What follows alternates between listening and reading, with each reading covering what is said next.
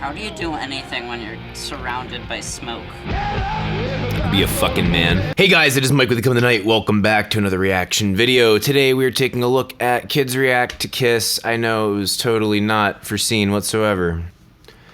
I don't really know how to intro this. I got fatigue right now, man. I quit my job later this week and I have been prepping to transition over into doing YouTube full time, so I'm just kind of out of it right now, man. That and I just saw Marvel Infinity War last night and my brain is kind of like, meh. In a good way, not in a bad way. Anyway, all that bullshit aside, Kiss is one of the most top-selling bands of all time. If you go by rock bands alone, I believe they're in the top 10. It's insane the amount of music that they've sold. What is their secret sauce? It's actually a pretty simple equation, but let's get started. If you don't know their name, you know what they look like at least. They're romantic and peaceful and calm. No, I like... Yeah, pretty much. I appreciate the fact that you're putting a little bit of sarcastic exaggeration into your performance here, young lady. At least if you're not going to enjoy it, you are not going to enjoy it in the most fun way possible.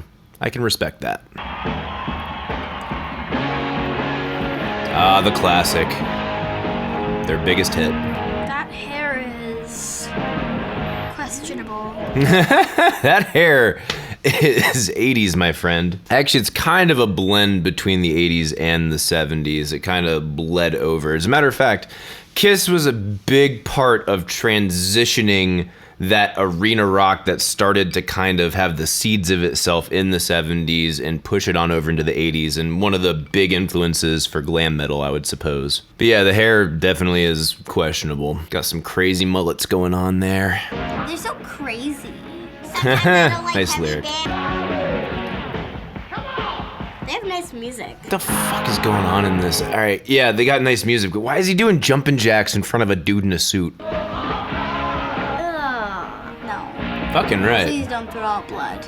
No, please do throw out blood. That's fucking badass. Sydney, I respect that you are a young lady and you don't want to be exposed to these things, but just remember, this is part of what the theatricalness of being in a rock band is about. Does it have any meaning?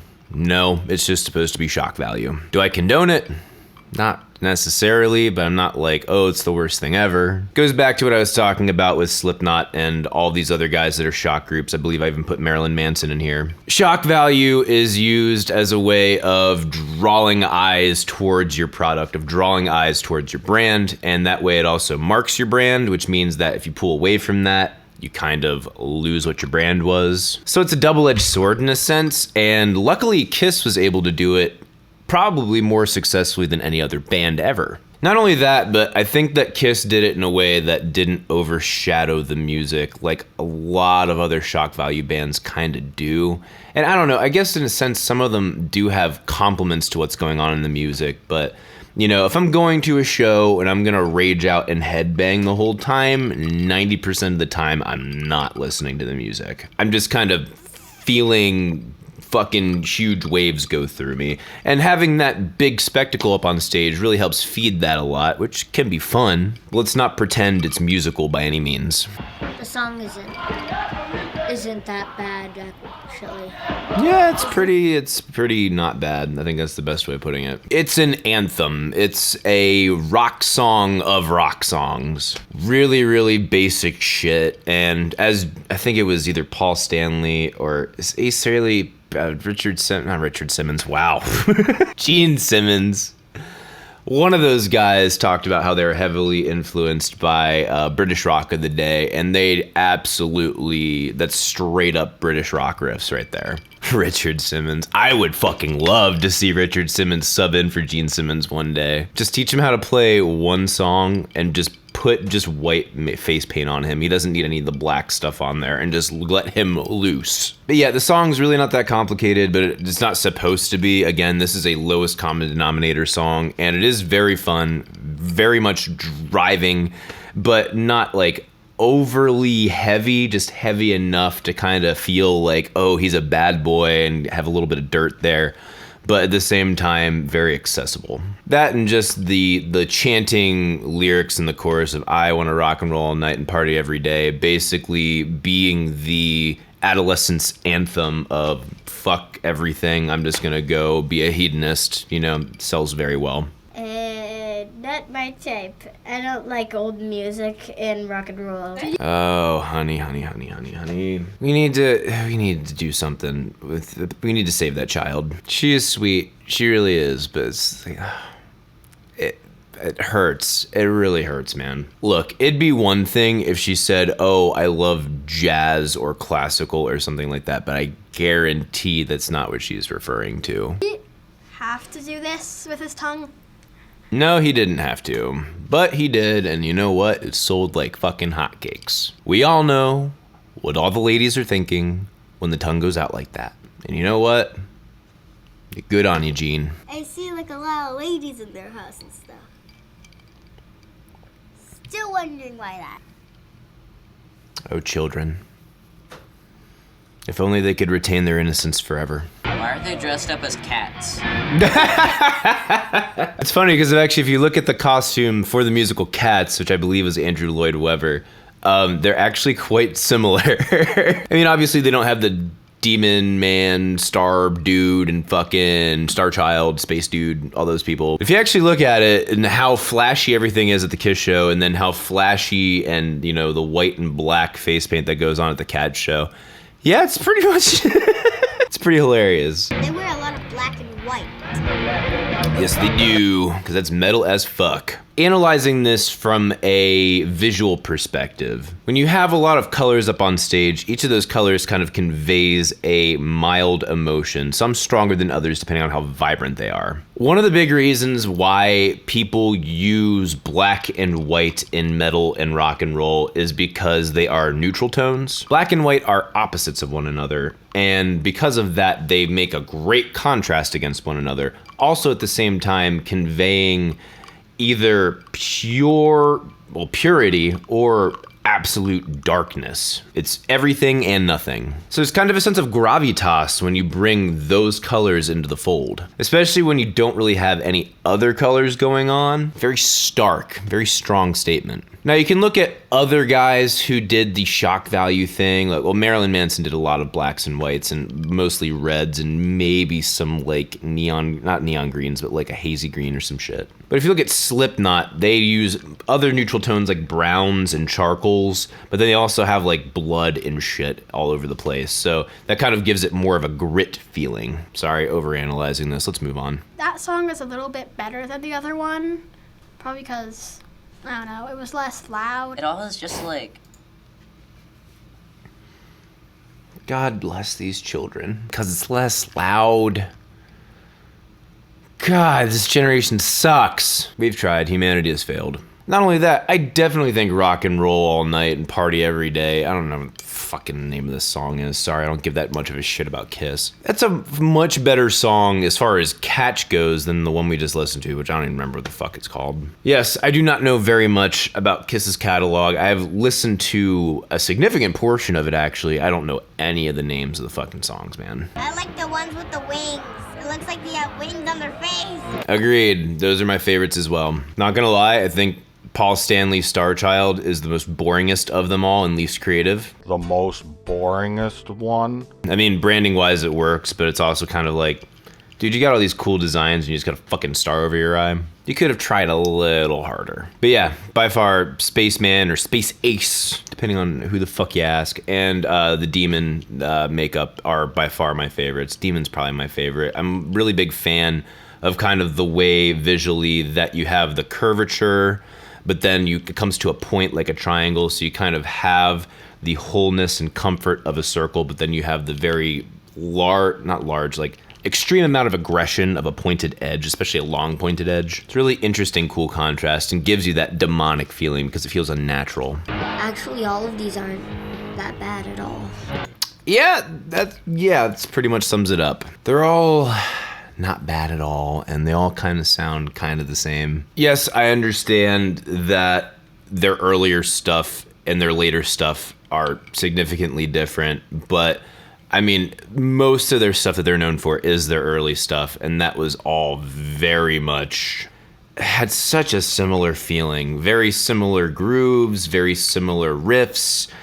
They broke it up every once in a while, but I mean, they did not stray very far from their formula. It's one of the reasons why I didn't really care for Kiss. I mean, yes, the spectacle was very interesting and actually very performative for the rock community.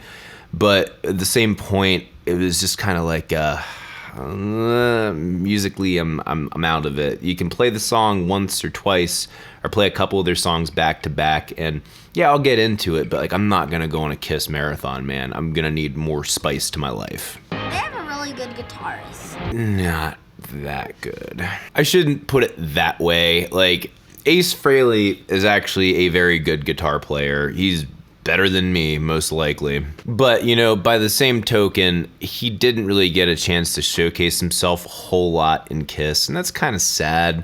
But at the same point, you know, I get that it's like the vibe they're going for. I don't know. It's just, I get mad when you have all this talent and you don't show it. I kind of have a similar feeling with Rage Against the Machine, but at the, because Tom Morello's off the wall. But at the same point, you do get to see a lot of his talent in Rage Against the Machine. It's just showcased in ways you don't anticipate it. Whereas I feel like Ace could have let loose a lot more and done a great service to this band. I don't know, that's just me. Nice music, crazy music, funny videos. Those are a bunch of things I like. You know what? If that's the interpretation you want to take from it, by all means, take it. Still better than just about all the modern pop. If you put them like all together and you show them to someone who doesn't know this band, they'd probably think it would be the same song. Yes. It's pretty cool, except with that man with the leotard on. I couldn't tell if those were from the same song or from the same album or from like 20 years apart. They all sound the exact same. Yes. One of my very good friends is a huge fan of Kiss, but he also acknowledges these things. Maybe like once in a while I'll listen to it. That guy's getting pretty into it. Now, this is where they started to go into their 80s sound, where they influenced a lot of the hair metal guys. This is where the hair metal guys started to influence them a little bit. They were starting to bridge that gap between arena rock and hair metal in their own sound. And that's where you're starting to get a little bit of a change, but that change overall doesn't mean that they tried this, and this. They were trying all of this and then moved over slightly to trying all of this on all of their records. So even if you even look at it from that perspective, it all kind of blends together. Here's a good example, Metallica. With the exception of the production, if you put Ride the Lightning, Master of Puppets, and Kill 'Em All together, same production and same time frame, you wouldn't necessarily be able to tell all the songs apart. You can tell as a person like me who is very familiar with Metallica that there's slight growth over those 3 albums. And I would say actually significant growth. But they all pretty much sound the same. And then you get into And Justice for All, and that was kind of like a weird transition period, and we're like, whoa, what the fuck happened to the bass? And then that boils over into the Black Album, which I think actually does have a very distinct sound for their sound, but very non-distinct as far as being commercial. And then you get into the 90s period of Reload, Load, and Garage Incorporated. Those all could have been from the same thing, you know? I see a more expressed evolution of Metallica from one album to the next with some large jumps from one album to the next. But with Kiss, I don't see that as much. Did he fall over? I don't think it hurts. It looked like he was a fucking rock star is what it looked like. Like, he might not be playing anything that complicated, which is true, but I mean, I challenge anyone to try and roll around on the ground and play the guitar at the same time.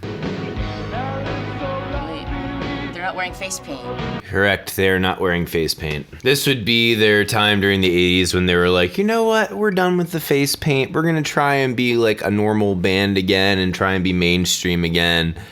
And it worked for like a little bit and then fizzled out real quick. And this is demonstrable of a point that I want to make later in the video. They were trying to mold to the normal and get with the times, and it did them no favors. I don't like it as much. It doesn't feel like Kiss. Damn right, Sydney. I knew you were gonna come through for me on this episode. Felt like they were pretending.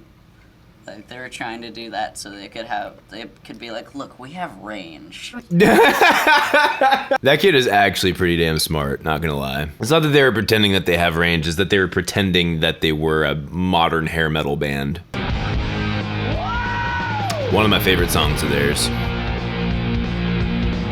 Never understood the sideways sumo kick, Can't man. tell who's who. They all look the same with the face paint. You know what? For me, that was the same thing when I was a young kid. I was not able to tell them apart. It was like too much for me to all take in at once. I think that kind of adds to the mystique of the band. I don't necessarily think that's a bad thing. How do you do anything when you're surrounded by smoke? Be a fucking man. Actually, this one live is way better than the recorded version. I like that one a lot. I wouldn't want to be on stage with fireworks like that. That's one of the smartest things I've ever heard her say. That's not even me being sarcastic. There have been so many pyrotechnical mistakes and mishaps and accidents. Don't get me wrong, it's not something I would rule out for my own shows if that's a level that I could get to, because that shit looks awesome. But you're right next to explosives. If something goes wrong, if someone's fucked up that day and they're trying to work it out on the engineering side and they're like, whoops, I guess I shouldn't have done that dab right before touching explosives. Bad shit can happen, man. But they have been fortunate enough to not have anything go disastrous. How do they not catch on fire with all those fire effects? Because they're fucking immortal. I don't think I'm a fan. I didn't think I was before, and it didn't really change. They have pretty good You know what? music. Fair enough, man. I can't blame him. I would not call myself a fan. I would call myself someone who respects what they've done and what they've contributed to the rock community. Absolutely.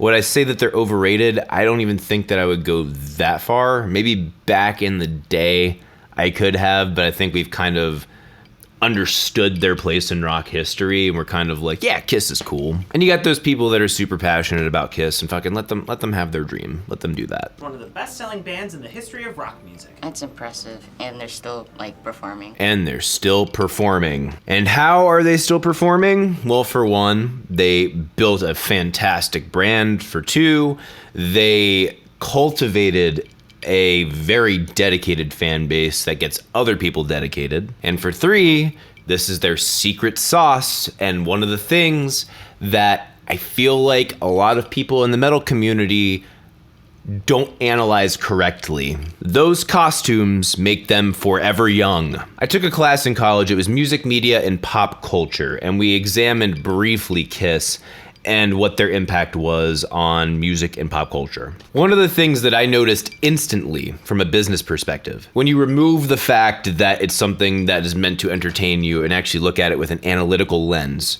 those costumes always look the same, whether it's 2018 or it's 1973. Age gets a lot of rockers, and it ruins their image. You know, it shouldn't be something that we value as much as we do, but it is the reality of what is happening in our culture today. They still get to be immortalized in those costumes and that makeup. They will live on forever. And at the same point, this also leads into another brilliant thing that they did. They were the first band, and arguably the best band, to merchandise the fuck out of everything. Yes, I know there were bands that attempted to do it beforehand, and you could argue that the Beatles were very successful at it, but Kiss is by far more successful at it today. A band from 1973 still selling tons of branded merchandise today, even though they barely release new records. It is because that image is so iconic. It's extremely brilliant, and they didn't even realize they did it. Not only that, and a key thing that they did was when they got signed to a label, they kept the merchandising rights. They had an image and a brand that was marketable to all ages, anyone who felt rebellious, abnormal, and sold the fuck out of it, and made bank. And you know what? Let that be a lesson to all of you. If you're going to go the merchandise route, if you're going to go the label route, which I do not recommend, make sure if they take any cut of it, it's a very small one. If not, get the fuck out of there. This will be my final point before my final thoughts. So as I was talking about with Kiss, they had their beginning where they had the face paint. Well, this is like not their very, very beginning, but essentially when they established themselves, they had the face paint, the costumes, and they had the straight ahead rock and roll songs. It was the show that carried them through. Their music started to fizzle out and fade away because we were getting away from that type of theatrics and going to a different type of theatrics. and they tried to adopt to what was current at the time. They took off the face paint, they started writing more of those stupid fucking ballads. They saw a temporary jump in their popularity, which then started to fizzle out again until they decided to get the band back together, throw the paint back on, and then suddenly, boom, mega successful. Why? Because those songs, with the exception of maybe 3 of them, are awfully forgettable. But that makeup and that show will stick with you forever. I am not by any means excusing the fact that their songs are, well, in the grand scheme of things, pretty bland. But what I am saying is that they found their niche. They found their way of selling themselves, and it was not the established way of doing it. They inspired and informed future ways of doing it. And they doubted themselves for a second. They fucking doubted themselves, and they should not have. Let that be a lesson to all of you. If you find something that works, and it's true to yourself, which I would honestly say it was true to them, and it's truly unique, stick with it. Keep cultivating it, change it, and make it better. Don't just stay the same the whole time. They can rest on their laurels because they're fucking Kiss. And they're not doing anything grander or evolving. They have basically just said, we are a nostalgia band. That too will fade. But if you decide that, oh, this isn't working out and I need to adapt to something else that's going on and be more relevant, you dictate what is relevant. You just need to be able to communicate to everyone else why it is relevant. Final thoughts. Kiss's music is okay. I enjoy it from time to time, but the way that they changed the music game as far as showmanship and as far as branding will never, well, I shouldn't say never be done again. There's never a never. But at this point has not been topped. While there are guys that came before Kiss that started doing this overly theatrical stuff like Alice Cooper, they were the ones that I think really defined where we went from there. And honestly, I haven't seen someone do it better yet. Those are my thoughts. Let me know your thoughts in the comments below. If you like this video, if you enjoy what I do, please go ahead and fucking do anything. I don't give a shit. I have a Patreon page. It would be fabulous if you could contribute to that. Even a snob like me needs to be patronized every once in a while. I'm pretty sure I'm gonna start giving out guitar lessons if anyone wants one. If you are inquiring why you would want to take guitar lessons from a person drinking whiskey in front of a microphone, I have a random jams playlist you should probably check out. Not the first video that's on there right now as of uploading this video, because that's me making a joke music video. Believe it or not, I actually know how to play my fucking instrument quite well. And I'd be happy to give guitar lessons to some younger viewers out there who would like to learn a little bit more about their craft. You can also follow me on Facebook and Twitter at Become the Night. Thank you so much for watching. See you in the next video. Rock on!